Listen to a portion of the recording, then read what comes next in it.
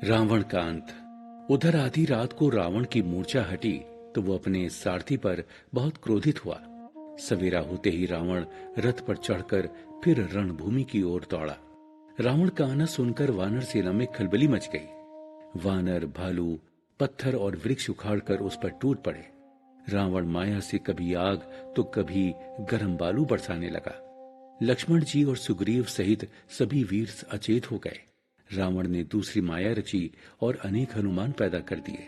तब राम जी ने क्रोध करके एक बाण मारा और एक निमेष में सारी माया काट दी। श्री राम ने बहुत बार उसकी भुजा और सिर काटे, पर रावण मरा नहीं। तब प्रभु ने विभीषण की ओर देखा। विभीषण ने बताया कि इसके नाभि कुंड में अमृत है, उसी के कारण ये मर नहीं रहा है। तब रघुनाथ जी ने विकराल बाण हाथ में लिए और 31 बाण कान तक खींच कर छोड़े। एक बाण ने नाभि के अमृत को सोख लिया, 20 बाणों ने उसकी भुजाओं को काट डाला और 10 बाणों ने उसके सिर काट डाले। प्रभु ने बाण मारकर उसके धड़ के भी 2 टुकड़े कर दिए। रावण के गिरते ही धरती हिल गई। रावण के सिर तथा भुजाएं मंदोदरी के सामने जाकर गिरी। ब्रह्मांड में राम जी की जय जयकार होने लगी। मंदोदरी का विलाप। पति के सिर को देखते ही मंदोदरी व्याकुल और मूर्छित होकर धरती पर गिर पड़ी। राक्षस स्त्रियां रोती हुई मंदोदरी को लेकर रावण के पास आईं। पति की दशा देखकर वो चीख चीख कर रोने लगी।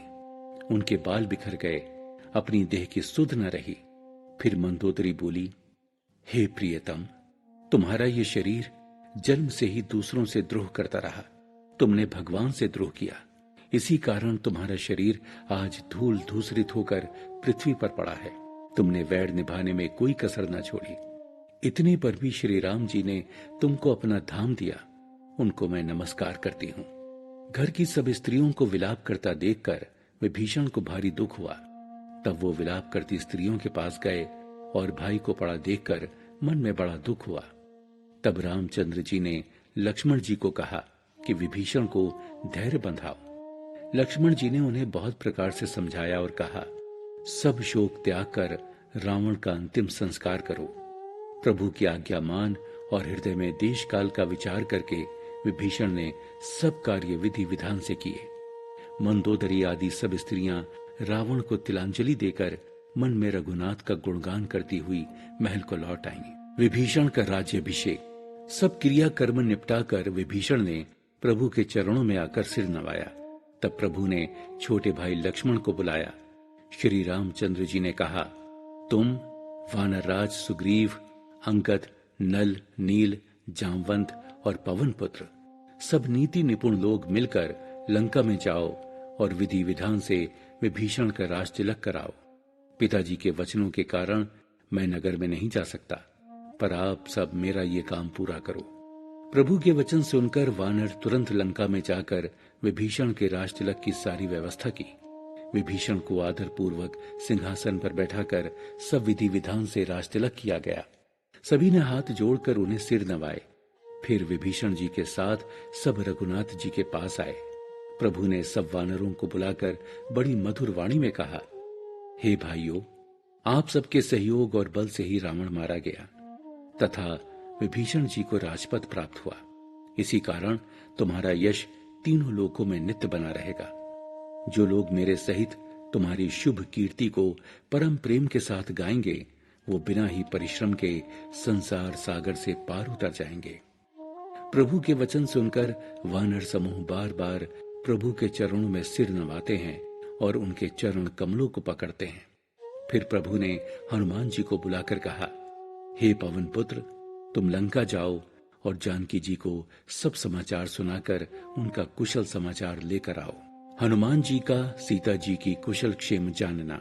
हनुमान जी रघुनाथ जी की आज्ञा पाकर लंका नगरी में आए। ये सुनकर सब राक्षस राक्षसी उनके स्वागत के लिए दौड़े और उन्हें जानकी जी के पास ले गए। हनुमान जी ने उनको दूर से ही प्रणाम किया। जानकी जी ने पूछा, हे तात, बताओ, कृपा के धाम मेरे प्रभु छोटे भाई और वानरों की सेना सहित कुशल से तो हैं? हनुमान जी बोले, हे माता, रघुनाथ जी सब प्रकार से कुशल हैं। उन्होंने संग्राम में रावण को जीत लिया है और विभीषण को लंका का राज तिलक हुआ है। ये वचन सुनकर सीता जी को हृदय में बड़ा हर्ष हुआ। उनका शरीर पुलकित हो गया, नेत्रों में आनंदाश्रु छा गए। सीता जी बार बार कहती हैं, हे हनुमान, मैं तुझे क्या दूं? इस शुभ समाचार के बराबर तो तीनों लोकों में कुछ भी नहीं है। प्रसन्न मन से हनुमान जी बोले, हे माता, रण क्षेत्र में शत्रु को जीतकर भाई सहित प्रभु का दर्शन मुझे मिल रहा है। मेरे लिए इससे बढ़कर कुछ भी नहीं है। तब जानकी जी बोली, हे पुत्र, दुनिया के समस्त गुण तुम्हारे हृदय में बसें और लक्ष्मण सहित रघुनाथ जी सदा तुम पर प्रसन्न रहें। हे तात, अब ऐसा उपाय करो जिससे मैं प्रभु रघुनाथ जी के दर्शन कर सकूं। हनुमान जी ने रघुवीर जी के पास लौटकर सीता जी का कुशल समाचार सुनाया। समाचार पाकर प्रभु ने युवराज अंगद और लंकापति विभीषण को बुलाकर कहा, तुम दोनों पवन पुत्र के साथ जाओ और जानकी जी को आदर सहित लिवा लाओ। सीता जी का आगमन और अग्नि परीक्षा। प्रभु की आज्ञा पाकर तीनों तुरंत सीता जी के पास गए। राक्षसियां सब प्रकार से उनकी सेवा कर रही थीं। विभीषण जी ने तुरंत उनको सब बात समझा दी। राक्षसियों ने सीता जी को स्नान कराया, बहुत प्रकार के गहने पहनाए, फिर एक सुंदर पालकी सजा कर ले आए। सीता जी प्रसन्न होकर प्रियतम श्री राम का स्मरण करके पालकी पर हर्ष के साथ चढ़ गईं। रक्षक दोनों ओर पंक्ति बनाकर चले। सबके मन में परम उल्लास है। रीछ वानर सब उनके दर्शन करने आए। रक्षकों ने उन्हें रोका। तब प्रभु रघुनाथ जी ने कहा, हे मित्र, मेरी मानो तो सीता जी को पैदल ही ले आओ, जिससे वानर उन्हें माता की तरह देख सकें, उनके दर्शन कर सकें। क्योंकि प्रभु अग्नि वाली सीता जी को प्रत्यक्ष लाना चाहते हैं, अतः लीला स्वरूप कुछ कड़े वचन बोले कि सीता जी को अग्नि परीक्षा देनी होगी। ये वचन राक्षसियों को बड़े विषाद भरे लगे। रघुनाथ जी के वचनों को शिरोधार्य कर मन, वचन और कर्म से पवित्र सीता जी बोली, हे लक्ष्मण, तुम मेरे इस कार्य में सहायक बनो और तुरंत चिता तैयार करो। ये वचन सुनकर लक्ष्मण जी की आंखों में आंसू आ गए। वो तो हाथ जोड़कर खड़े रहे, प्रभु के सामने कुछ कह तो सकते नहीं थे। राम जी का रुख देखकर लक्ष्मण दौड़कर बहुत सी लकड़ियां ले आए। जब लकड़ियों में आग धधकने लगी तो सीता जी बोली, यदि मन, वचन और कर्म से मेरे हृदय में रघुनाथ जी को छोड़कर पर पुरुष का स्मरण मात्र नहीं है, तो सबके मन की गति जानने वाले अग्निदेव चंदन के समान शीतल हो जाएं। देवताओं द्वारा स्तुति व इंद्र द्वारा अमृत वर्षा। रघुनाथ जी को हृदय में धारण करके तथा शिव जी की वंदना करके सीता जी ने अग्नि में प्रवेश किया। सीता जी की प्रतिमूर्ति तो अग्नि में जल गई और असली सीता जी सुरक्षित अग्नि से बाहर आ गईं। प्रभु के इस रहस्य को कोई जान न पाया। तब अग्निदेव ने शरीर धारण करके सीता जी का हाथ पकड़कर उन्हें श्री राम जी को वैसे ही समर्पित किया जैसे क्षीर सागर ने विष्णु जी को लक्ष्मी जी समर्पित की। देवता हर्षित होकर फूल बरसाने लगे। रीछ वानर हर्षित होकर रघुनाथ जी की जय जयकार करने लगे। अब रामचंद्र जी की आज्ञा पाकर इंद्र का सारथी मातली चरणों में सिर नवाकर चला गया। फिर देवता आकर कहने लगे, हे दीन बंधु, आपने देवताओं पर बड़ी कृपा की, पापी रावण का वध करके पृथ्वी का भार हर लिया।